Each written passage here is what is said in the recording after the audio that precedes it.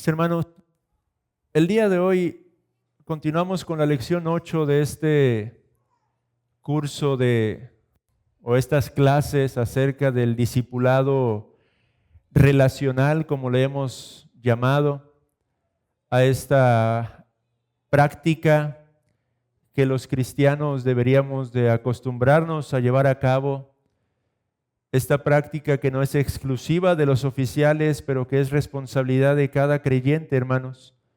El cumplir esta gran comisión, el poder enseñarnos los unos a los otros las cosas que Cristo nos ha mandado, es una de nuestras responsabilidades, hermanos. El día de hoy tenemos delante de nosotros una lección sumamente práctica, prácticamente es práctica de principio a fin. No hay mucha teoría, es simplemente consejos y algunas directrices con respecto a una de las formas en las que podemos llevar a cabo el discipulado, hermanos, y es por medio del uso de libros cristianos. Pero antes de hablar de esto, hermanos, yo tengo carga en mi corazón de presionar un poco más nuestras conciencias a fin de que podamos seguir creciendo en nuestro entendimiento de lo que es ser una iglesia, hermanos, del propósito de una iglesia, del llamado de la iglesia, hermanos. En la primera carta que el apóstol Pedro escribe, en su segundo capítulo, él menciona algunas de las verdades más preciosas y gloriosas con respecto a la naturaleza de la iglesia, hermanos, con respecto a cada uno de nosotros.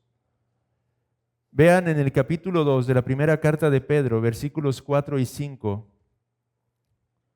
lo que nos dice el Señor.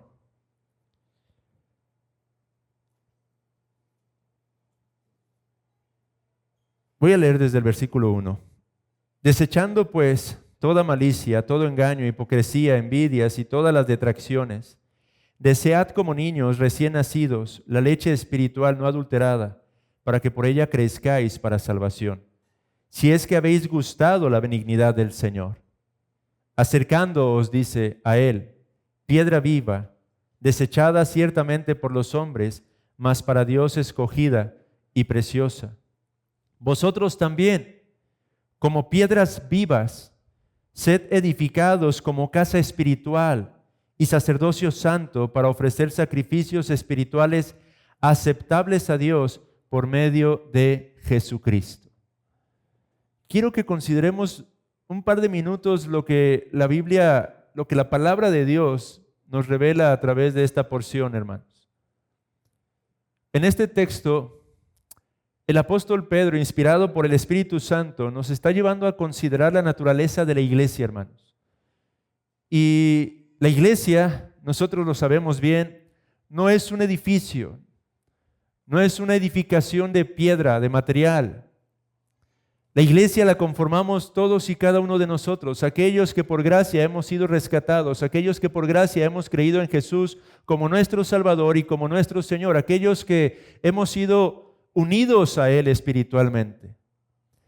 Por ello es que Pedro aquí aplica una alegoría, habla de un edificio, pero lo contrasta con este edificio espiritual. Mientras que un edificio material está conformado por esas rocas sólidas, este edificio espiritual está conformado por estas piedras vivas, por cada uno de nosotros. Nosotros somos esas piedras que edifican este precioso templo, esta gloriosa iglesia local, hermanos. Y como tal, cada uno de nosotros tenemos una responsabilidad. Somos llamados a edificarnos unos a otros. Somos llamados a construir juntos la manifestación visible de la gloria de Dios en este mundo, en esta tierra. Esto implica muchas cosas, hermanos. Esto significa que cada uno tenemos una responsabilidad. Cada uno de nosotros le damos una apariencia a esta iglesia local en un sentido. A través de nuestros dones, de nuestros talentos, de nuestro carácter, nuestra personalidad, nosotros le damos esa apariencia a este cuerpo local, hermanos. Y tenemos la responsabilidad de crecer en conformidad al carácter de Cristo para que cada vez más esta iglesia local refleje a Cristo. pero todos en conjunto somos llamados a llevar a cabo esa labor, esa obra. En otras palabras, hermanos, si somos nosotros esas piedras vivas que tenemos el compromiso o la responsabilidad de ser edificados como casa espiritual, esto implica que ese ministerio es algo que hacemos en conjunto, que ese ministerio es algo que no hacen solamente los pastores o los diáconos, que es algo que tenemos que hacer todos los que formamos parte de este edificio espiritual, hermanos. Desde el menor hasta el mayor de los que formamos parte de esta iglesia local tenemos esa preciosa responsabilidad. La Biblia en el Nuevo Testamento me llamaba la atención, puesto que tuve que preparar un mensaje acerca de la iglesia para poder compartir el domingo pasado con esta congregación que ha pedido el apoyo. Me llamaba la atención que alrededor de 50, 60 veces usa una expresión en el Nuevo Testamento. Una expresión que valdría la pena que cada uno de nosotros estudie en lo particular para que podamos entender en qué consiste nuestro llamado en el ámbito de nuestra iglesia local. Esa expresión es los unos a los otros. Una y otra vez, a través de todo el Nuevo Testamento, se nos exhorta a hacer ciertas cosas los unos a los otros, los unos a los otros. Si nosotros pusiéramos atención en esas frases, hermanos, tendríamos mayor claridad de qué es lo que somos llamados a hacer como iglesia. Hay actividades que como una iglesia local que somos, llevamos a cabo, hermanos. Evangelismo, el ministerio de evangelismo lo llamamos. ¿Cada cuándo? Bueno, lunes y sábados en las calles de nuestra ciudad. Además, lunes, martes y... ¿qué otro día, hermanos? Miércoles en centros de rehabilitación. Jueves, sábados en hospitales. Hermanos que están colaborando aquí en diferentes cosas, lo llamamos el ministerio de la limpieza, por ejemplo. Venir y hacer el aseo, limpiar las sillas, acomodar las cosas. Ya no hay ministerio de comida, o así lo hemos visto nosotros. Pero aún hay hermanas que siguen preparando el agua fresca para que podamos tomar en el tiempo ágape. Hermanos que ocupan de tiempo para poder trabajar el audio, el video, el sonido, todas estas cosas. A cada una de esas actividades las llamamos ministerios, hermanos, y en un sentido es propio llamarlas de esa manera. Pero hermanos, eso no son más que medios para cumplir con un fin, y el fin es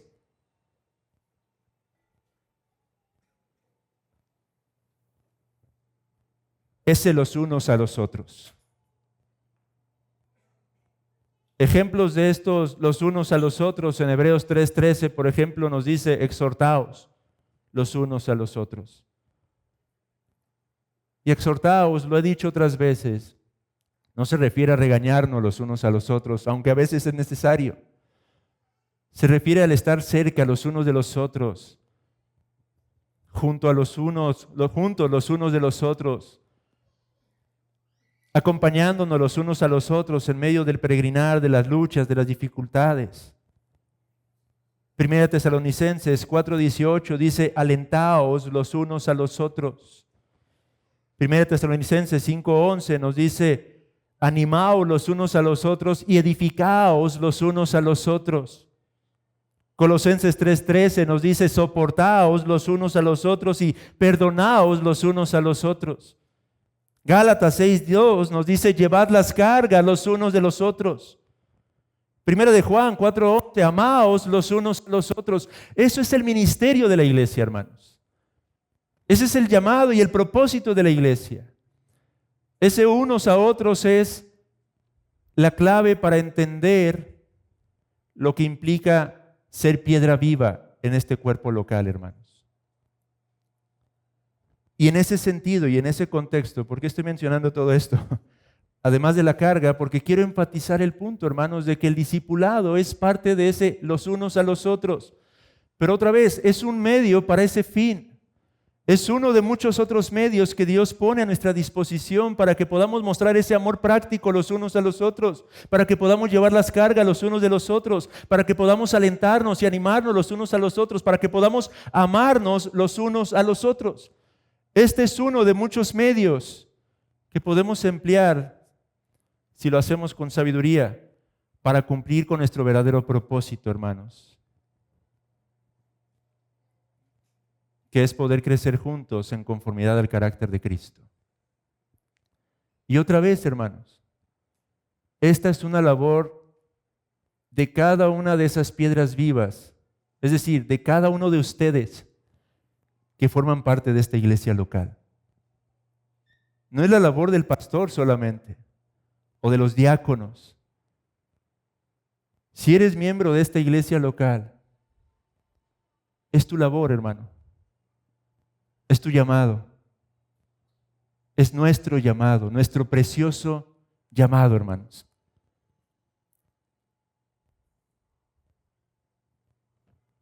Y es mi oración que a través de estas enseñanzas realmente podamos entender esta realidad, hermanos. Que podamos crecer en ese sentido como iglesia, hermanos. El Señor nos ha llevado a través de diversos procesos como iglesia. Muchas cosas hemos vivido juntos, enfrentado juntos. Bueno, creo que hoy estamos en el momento de crecer en este sentido, de dejar de ver el ministerio como algo que hacen solamente unos pocos y que somos llamados a llevar a cabo todos. Y entender que las diversas actividades que hacemos como iglesia no son el fin en sí mismo, son uno de esos medios o unos de tantos medios para cumplir con estos fines. No olvidemos eso, hermanos.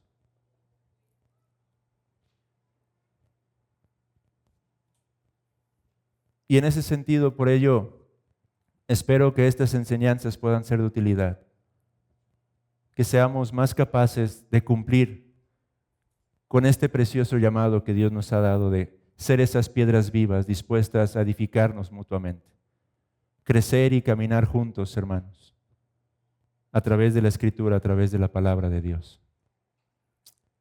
Es cierto, Dios ha establecido ciertos roles, y en la carta a los Efesios, el apóstol Pablo en el capítulo 4, versículo 10, desde el versículo 8 dice: por lo cual dice, subiendo a lo alto llevó cautiva la cautividad y dio dones a los hombres. Y eso de que subió, ¿qué es? Sino que también había descendido primero a las partes más bajas de la tierra.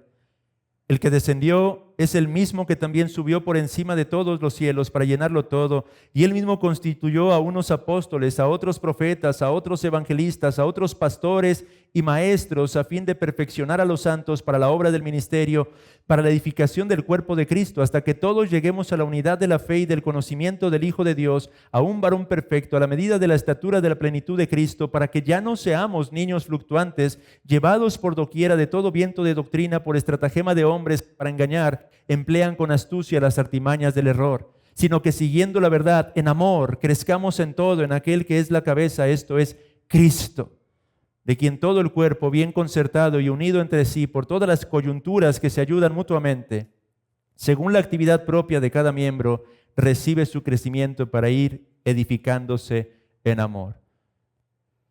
Esta es la preciosa obra de toda la iglesia, en donde también tenemos que reconocer, hay ciertos dones particulares que Dios ha establecido y por eso tenemos pastores, oficiales, diáconos. Pero la iglesia en su conjunto es llamada a aplicarse en este precioso llamado, hermanos. Ahora, para ver nuestra lección, que no va a ser muy larga, hermanos. Como les dije, es de naturaleza sumamente práctica. Habiendo ya dicho todo lo anterior, hermanos, ahora enfocándome en esto, en la realidad de que hay dones particulares que Dios establece sobre sus iglesias. Es de ahí de donde partimos para entender la importancia eventualmente, para llevar a cabo la labor de discipulado relacional, la necesidad de usar libros cristianos. No porque estos sustituyen la Biblia, pero porque estos cumplen con este principio. Han sido escritos por dones que Dios ha dado a su iglesia a lo largo de la historia, hermanos. Hombres a quienes Dios capacitó para que pudiesen ser maestros en los diferentes ámbitos en los que el Señor los ha levantado, en sus iglesias locales y en la iglesia universal en un sentido. De ahí la importancia a menudo de hacer uso de este tipo de recursos en este discipulado relacional. Hemos hablado ya de la preeminencia de la Escritura, hermanos. Eso es algo sumamente vital. tenemos que hacer uso de la palabra de Dios. Es la Biblia la que nos edifica, es la Biblia la que habla a nuestros corazones. Es por la Biblia que nosotros pasamos de las tinieblas a la luz. Es la palabra a través de la cual Dios hace su obra y santifica nuestros corazones, hermanos, pero a menudo es sabio hacer uso de este tipo de recursos. Y hoy quiero que hablemos acerca de ello. ¿Por qué usar entonces libros cristianos en el discipulado? Bueno, primero, es muy beneficioso, dice aquí el autor del bosquejo que hemos estado usando, para los cristianos tener conversaciones acerca de cosas espirituales. Cuando le hablamos a otra persona acerca de la vida o doctrina cristiana, eso nos puede ayudar a ver con mayor claridad las cosas eternas y amar más a Dios que si lo hacemos simplemente por nuestra propia cuenta. Esta razón para usar libros cristianos, hermanos, acompáñenme al Salmo 77, porque lo vinculaba con algo que experimentábamos el domingo pasado, mi familia y yo, en casa de una hermana amada. Salmo 77.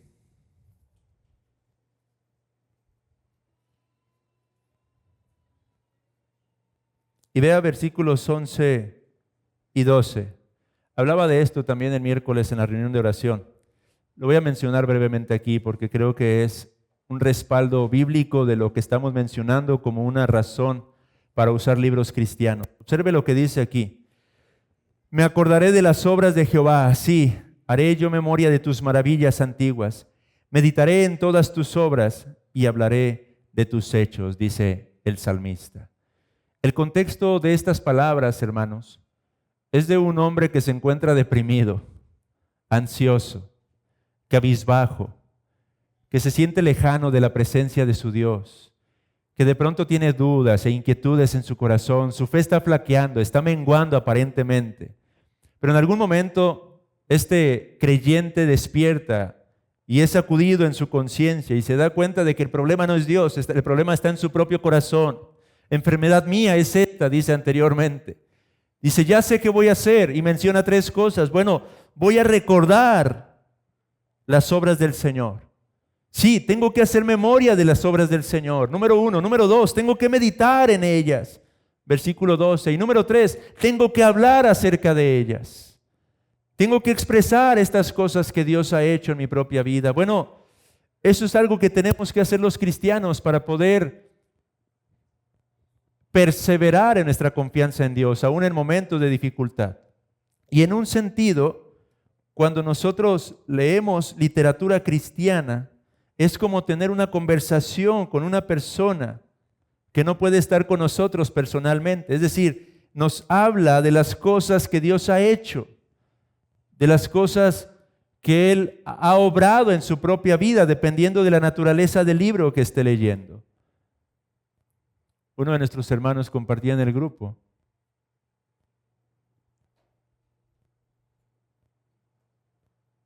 El consuelo que encontraba a través de la lectura de uno de estos libros. De manera que entonces, leer libros cristianos es algo útil porque es benéfico para nosotros al tener conversaciones espirituales acerca de cosas espirituales. En segundo lugar, es importante para los cristianos recordar que no estamos solos en la historia. El cristianismo no comenzó con nosotros y no terminará con nosotros mientras el Señor no venga. A pesar de que la Biblia contiene toda la verdad que es necesaria para la salvación y la piedad, Dios ha estado trabajando entre su pueblo durante todos estos 2000 años, hermanos. De manera que leer libros cristianos es importante porque nos vincula con la historia de la iglesia. Nos une con lo que Dios ha estado haciendo. Nuestra época no es exclusiva, no es la única época en la que Dios ha estado obrando. Siglos y siglos atrás, Dios ha estado llevando a cabo su obra. Y cuando nosotros leemos literatura cristiana, nos estamos vinculando a esa historia, hermanos, en humildad, reconociendo esta realidad. En tercer lugar, leer libros cristianos es importante porque, como ya hemos dicho anteriormente también, tenemos el tiempo limitado. A menudo el poder llevar a cabo un tiempo de discipulado requiere más que el momento de sentarte a compartir con tu hermano o hermana algunas de las verdades de las Escrituras. Requiere que prepares, requiere que estudies, requiere que profundices algún tema, que lo conozcas para que sea de edificación. Bueno, los libros nos pueden ayudar para aligerar un poco ese trabajo. No es necesario que tengas que estudiar exhaustivamente un tema por tu cuenta a través de las Escrituras antes de poder enseñarlo. Si hay buenos libros que nos hablan acerca de un tema específico, podemos hacer uso de ellos para poder compartir con nuestros hermanos esas preciosas verdades. Por eso es útil emplear libros cristianos, hermanos. Ese es el primer punto de esta breve lección al respecto de la literatura, del uso de libros, hermanos. El segundo punto que tienen en su bosquejo es cómo leer este tipo de literatura. Ok, hemos dado ya tres razones del por qué utilizar libros cristianos, porque es benéfico para nosotros tener conversaciones acerca de cosas espirituales, porque es importante para nosotros recordar que no estamos solos en la historia y porque tenemos el tiempo limitado. Pero ahora, ¿cómo leer un libro? ¿Cómo hacer uso de los libros cristianos? Y aquí hay algunas recomendaciones sumamente prácticas, hermanos. En primer lugar, se nos aconseja, siempre lee el libro con un lápiz en la mano. ¿Y para qué es ese lápiz? Para que rayes el libro. Hay quienes tienen cierta idolatría a los libros y no quieren ni tocarlos. Hermanos, raya el libro, y si aún así tienes lucha en tu corazón, bueno, toma una libreta y anota en esa libreta al menos. Pero usa un lápiz, toma nota de lo que estás leyendo. Y la mejor forma de recordar ciertas verdades de los libros es marcándolos, hermanos. Se los digo por experiencia. Subrayar, poner notitas al margen. Eso es lo que a mí me ayuda personalmente para recordar ciertas verdades. Pero otra vez, si te pesa rayar libros, bueno, agarra una libreta y toma notas en esa libreta para que trates de recordar lo que estás leyendo. Ten una conversación con el autor, sugieren aquí. Esto te va a ayudar a entender mejor el material. ¿Qué queremos decir con tener una conversación con el autor? Pues haz preguntas, cuestiona lo que estás leyendo, piensa, razónalo. Además de que marcar el libro te va a ayudar o te va a facilitar el tener esa discusión personal con aquel hermano o hermana con quien estás tratando de llevar a cabo la labor de discipulado. Cuando se sienten juntos, quizás sacas tu libro y en lugar de leer todas las páginas otra vez, vas a ver las notas que tienes ahí, los subrayados, y en eso te enfocas para poder conversar y dialogar con tu hermano. A mí me ha pasado, hermanos, que cuando quiero usar un libro y no lo marqué, tardo un rato tratando de encontrar lo que me había llamado la atención y compartirlo con mi hermano. Pero si está marcado, es mucho más sencillo el poder ir a los puntos importantes y hablar acerca de ellos con ese hermano o con esa hermana. Segundo lugar, nos sugiere, lee ese libro de dos formas diferentes. En primer lugar, léelo para ti mismo y observa cómo te afectan las ideas que se encuentran allí contenidas. Léelo para ti, no lo leas pensando en primer lugar en lo que vas a compartir con el hermano o con la hermana. Léelo simplemente para que tú puedas ser edificado de las cosas que se están mencionando allí. Y luego vuelve a leerlo, pero ahora sí buscando puntos específicos de conversación que pudieras entablar con tu hermano o con tu hermana, con quien quieres llevar a cabo este tiempo, hermanos. Son dos lecturas. Léelo primero para ti. Toma lo que el Señor está mostrándote a través de las páginas, las ideas, digiérelas, y luego vuelve a leerlo, pero ahora pensando en aquellas cosas que pudieran ser útiles o prácticas para el momento de la reunión con el hermano o la hermana en ese estudio, hermanos. Otro consejo, haz buenas preguntas, dice aquí. Nunca hagas preguntas cuya respuesta solo sea un sí o un no. Eso como me pasa a mí, hermanos. Hago siempre preguntas que se espera una sola respuesta de sí o no. Son malas preguntas esas. Hagamos preguntas que puedan producir un diálogo, que puedan desarrollar o llevarnos a desarrollar una conversación.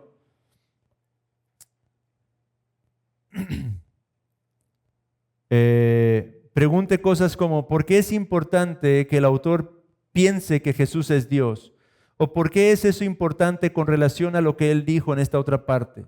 Otras buenas preguntas, dice, ¿cómo es que esta idea cambia la manera en la que pensamos acerca de Dios? ¿O cuáles presuposiciones equivocadas busca eliminar esta idea en particular? Esa clase de preguntas que tenemos que hacerle a la lectura, hermanos, para que podamos reflexionar de una forma más profunda junto con nuestro hermano o hermana a quien estamos buscando instruir. Además, dice aquí, no preguntes qué dice el autor. Esta no es la reseña de un libro, ni tampoco una prueba para evaluar la comprensión lectora de nuestros hermanos. Nuestro trabajo, y esto es bien importante, es aplicar el libro a la vida de la persona, a su pensamiento y a su corazón. Esto, ojo, hermanos, porque también lo he hecho yo, hermanos. A veces simplemente me limito a preguntar, ¿qué crees que enseña el autor? Pero ese no es el propósito de una lectura acompañada. No, el propósito no es que nuestro hermano o hermana a quien queremos ayudar a crecer nos haga una reseña del libro o evaluar qué tanto comprendió. Nuestro trabajo es precisamente ayudarlo a profundizar, a aplicar las verdades que se encuentran ahí en su vida, en su pensamiento y en su corazón. Quiero hacer uso de un ejemplo, hermanos. He estado leyendo una vez más el libro de J.I. Packer, El conocimiento de un Dios santo, que quizá varios aquí lo han leído en el pasado. Y tengo un pequeño párrafo tomado de uno de los capítulos. Dice así: estas cosas fueron escritas para nuestra instrucción, porque la misma sabiduría que encaminó las sendas que siguieron los santos de Dios en la época bíblica, encamina la vida del cristiano en el día de hoy. No debiéramos, por lo tanto, desalentarnos demasiado cuando nos ocurren cosas inesperadas y desconcertantes, cosas que desanimen.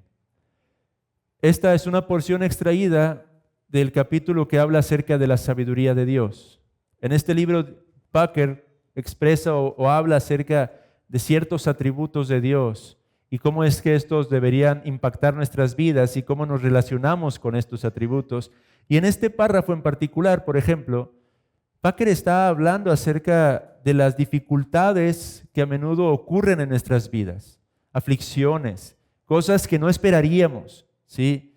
Calamidades que de pronto tocan a la puerta de nuestras vidas, de nuestros hogares, nuestra familia, nuestros seres queridos. Bueno, él está tratando de ayudarnos a entender que el Antiguo Testamento, la Escritura, está llena de ejemplos en los que esas cosas ocurrieron en la vida de los santos. Y que todo eso fue parte de la sabiduría de Dios.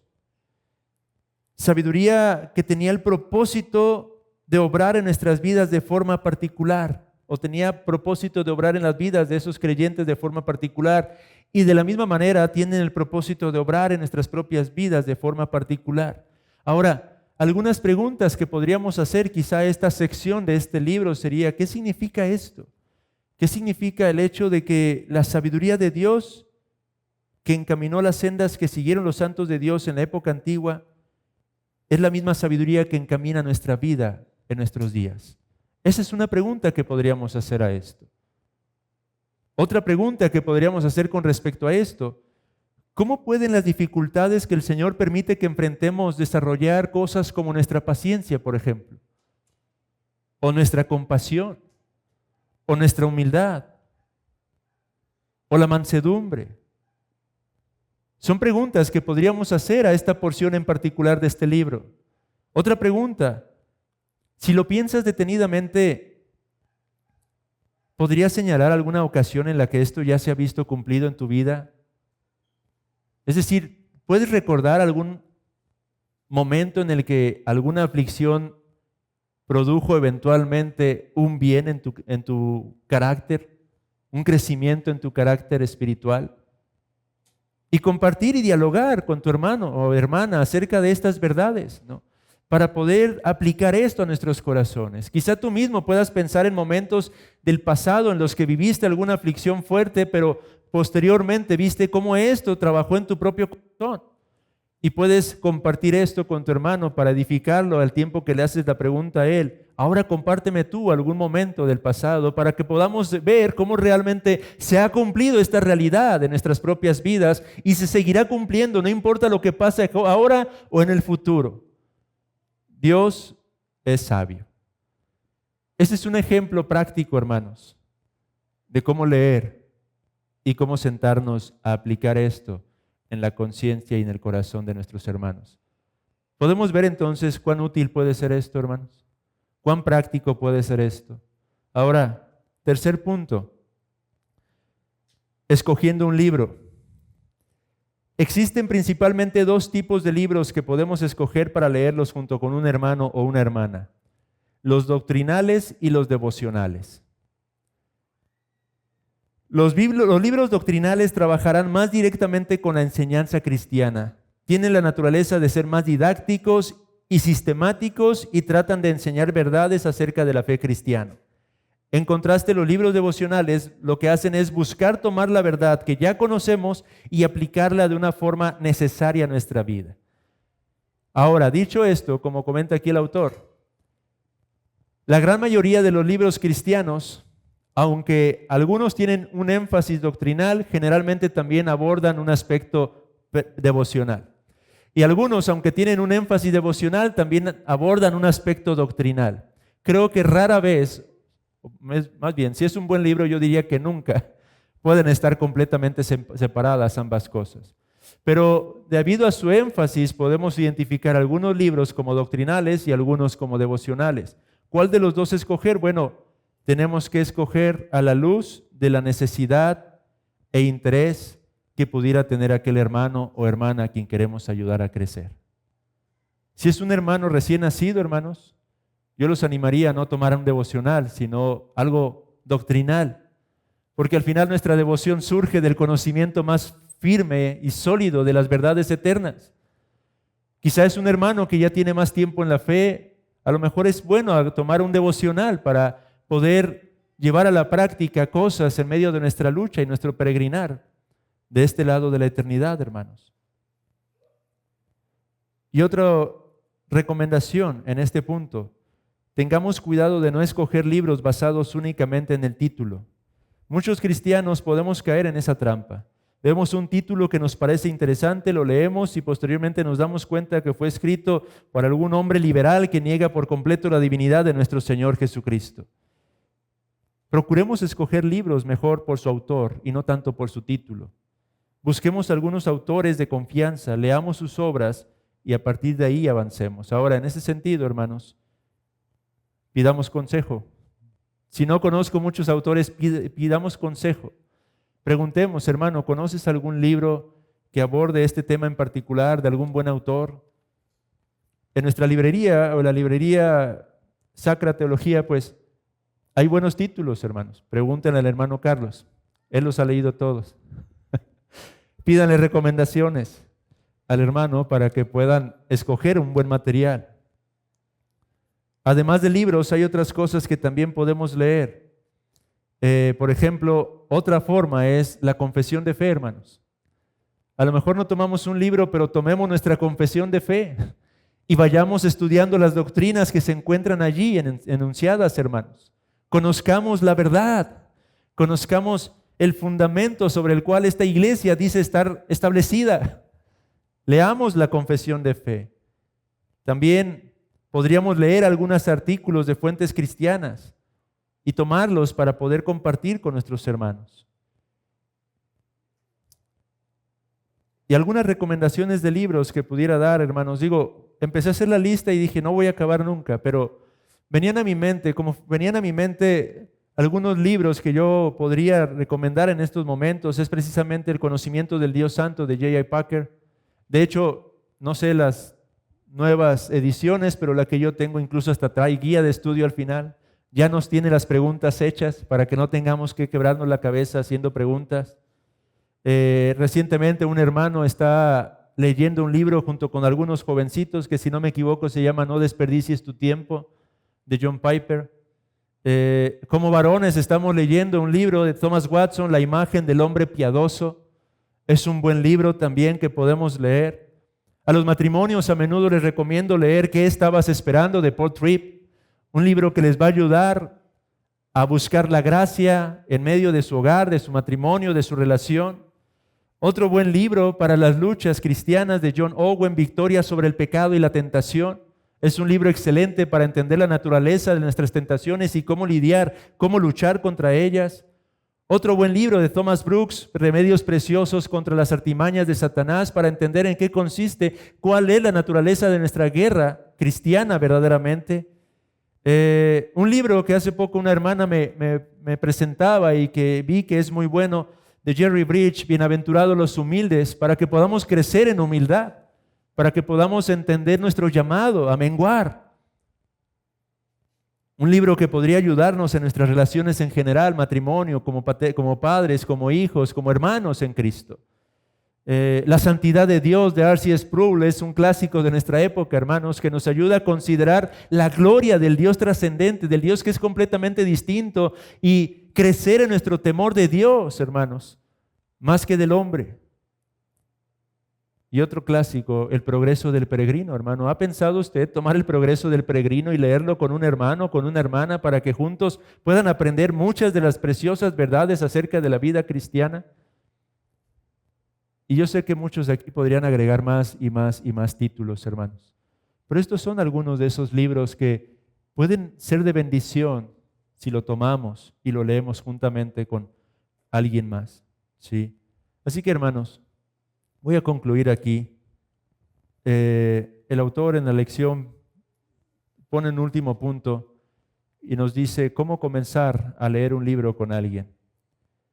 Y yo lo resumiría simplemente así: hagámoslo. No tengamos temor, hermanos. A lo mejor menciona aquí, y es cierto, lo pensaba, no lo había considerado hasta que lo leí aquí. Puede ser que algunos tengan temor de, ¿qué tal si le digo a mi hermano y me dice, no tengo tiempo, simplemente no quiere, ¿no? Bueno, pues no quiso, busca otro hermano, pero inténtalo. No tengas temor de que te vayan a rechazar o que te vayan a decir, no tengo tiempo. No.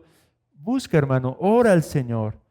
Revisa la lista de miembros, piensa en aquellos que se están acercando también, porque esto no solamente es para que lo hagamos entre miembros, es para que ayudemos a aquellos que se están acercando a esta congregación y que quizá están conociendo de Cristo recientemente o aún ni siquiera lo han conocido. Bueno, oren y consideren con quién podrían acercarse para comenzar a llevar a cabo este tipo de labores. Hermanos, nosotros somos las piedras vivas de este precioso edificio. Somos quienes conformamos esta iglesia local. Y es nuestro privilegio, hermanos. Es nuestro precioso llamado el poder edificarnos unos a los otros. Y es mi oración que esto pueda ir manifestándose paulatinamente y que podamos madurar en ese sentido, hermanos. Déjenme hacer una oración sencilla para concluir.